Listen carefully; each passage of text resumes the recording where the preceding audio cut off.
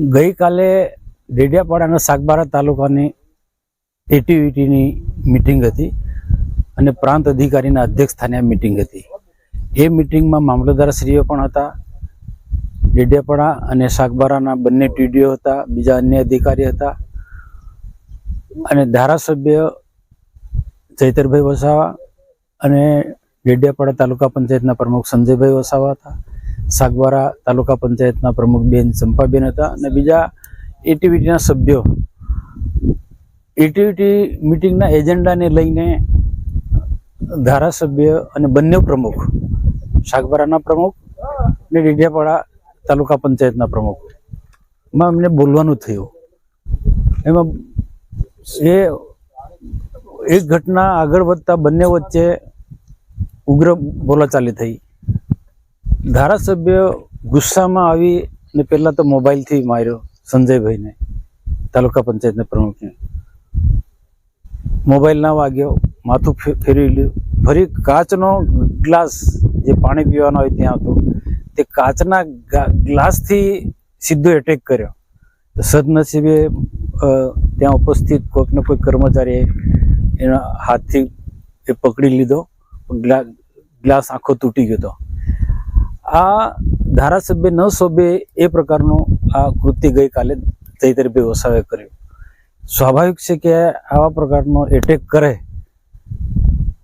તો બાકીના સમર્થકો અને બધા જ લોકોએ કીધું કે ફરિયાદ આપવી પડે. તાલુકા પંચાયતના પ્રમુખ સંજયભાઈએ ચૈતરભાઈના વિરુદ્ધમાં પોલીસ સ્ટેશનમાં ફરિયાદ આપી અને અધિકારીઓ, પ્રાંત અધિકારી છે પણ મારી માનું છું ત્યાં એમને સરકારમાં જાણ કરી કે મારી અધ્યક્ષતામાં મળેલી મિટિંગમાં આ પ્રકારની ઘટના ઘટી છે. પોલીસે ધારાસભ્ય ચૈતર વસાવાને કાલે ડેડિયાપાડાથી અટક કરી ત્યાંથી રાજપીપળા લઈ આવ્યા.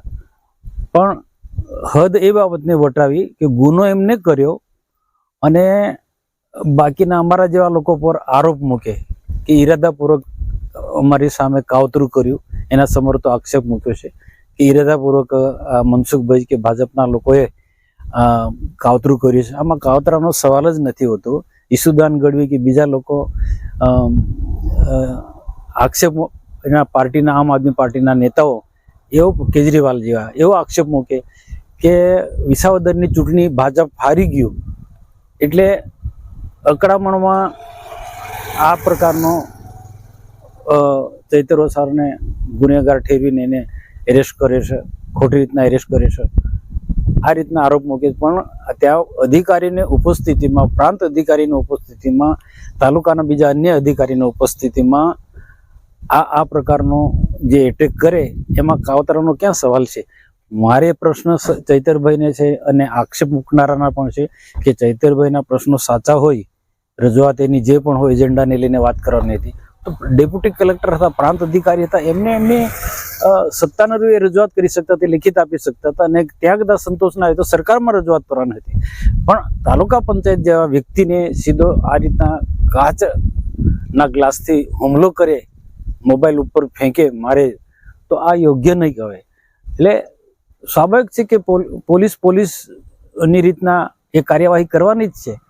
પોલીસને શું છે, ફરિયાદ આપી એટલે ફરિયાદ, તાલુકા પંચાયતના પ્રમુખ ફરિયાદ આપે, પ્રાંત અધિકારી ફરિયાદ આપે તો પોલીસને કાર્યવાહી કરવી જ પડે. પણ જે એમાંથી પોલીસ પર દબાણ લાવવા માટે ડેડિયાપાડા પણ ટોળાબંધ કાર્યકર્તા ભેગા થયા, મોવી ચોકડી પણ ટોળાબંધ કાર્યકર્તા ભેગા થયા અને રાજપીપળા જ્યારે લઈ આવે છે ચૈતર વસાવાના ધારાસભ્ય પોલીસ, તો ત્યાં પોલીસ સ્ટેશનને પણ ખૂબ મોટી સંખ્યામાં લોકો ઉમટી પડ્યા અને પોલીસ પર દબાણ લાવવાના પ્રયત્નો કરે. કાયદો કાયદાનું કામ કરે છે, આ બધું જાણે છે, છતાં પણ લોકોને ઉશ્કેરવાનો આમને પહેલેની એક ટેવ પડેલી છે, તે રીતના ઉશ્કેરવાના પ્રયત્નો કર્યા. હું તો એટલું જ માનું છું કે સરકારી મિટિંગ હોય એમાં નિયમ પ્રમાણે તમારે મિટિંગમાં વાર્તાલાપ કરવાનો હોય, જે ચર્ચા કરવાની હોય, કે ઉશ્કેરાટમાં આવી જઈને કંઈ આ રીતના મારામારી કે ગાળાગાળી કરવાની એ યોગ્ય નથી. તો આ જે ઘટના ઘટી ખરેખર નિંદનીય છે, વખોડવા પાત્ર છે અને દુઃખ થાય છે કે આદિવાસી આ રીતના લડે એ અમને પણ દુઃખ થાય છે. પણ શું છે એ સમજવાની જવાબદારી ધારાસભ્યની છે. ધારાસભ્ય આ પ્રકારનું વર્તન ના કર્યું હોત તો આ ફરિયાદ જેવી ઘટના ઘટી ના હોત. તો આ ગઈકાલની ઘટના ઘટી છે આજે જે પણ હશે આજે એને પોલીસની રીતના જે કાર્યવાહી કરવાની એ કરી રહી છે અને આવનારા દિવસોમાં વાતાવરણ શાંત રહે ડેડિયાપાડા વિસ્તારનો અને લોકોના વિકાસના કામો થાય, લોકોના નાના મોટા પ્રશ્નો સરળતાથી સોલ્વ થાય એવો અમારો પ્રયાસ રહેશે.